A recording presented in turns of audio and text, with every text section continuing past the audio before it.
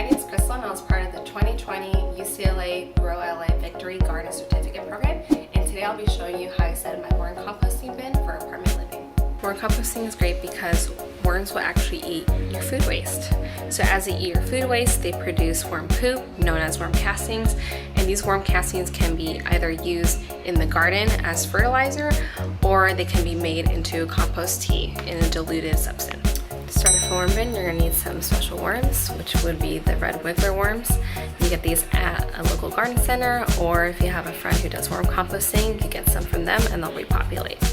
So I keep my worm composting bin down under the sink here, and as you can see, it's just a container that I've drilled some holes in the top and in the bottom as well, and I've placed a thin mesh lining to trap any debris that might come out.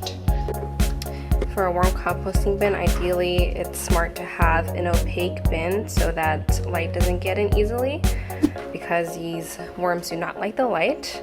But because I didn't have such a bin, I just keep it under the sink away from the light. Next we'd be adding bedding, which would be newspaper or cardboard. So at the very bottom layer, there's actually mesh lining, like I said, and then I added a layer of newspaper and cardboard boxes so that absorbs some of the moisture and they have some texture to rig around in. You can also add coconut coir if you have it as well. This is just to add a bit more texture and excess besides just the produce in the bin. The third step would be adding your leftover produce waste, which the trimmings off the stuff that you're about to cook.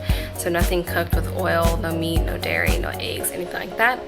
And for a little extra texture for the bin, I would recommend adding a little bit of soil and or ground up eggshells, just so it's easier for the worms to move around and for them to digest their foods. I check on them practically every week. It depends on how many worms you have, then you can know how often you need to feed them. But generally I just feed them probably a fistful during that time.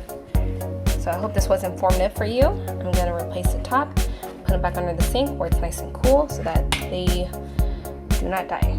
For the most part, it's been pretty nice to have something to take care of during this time.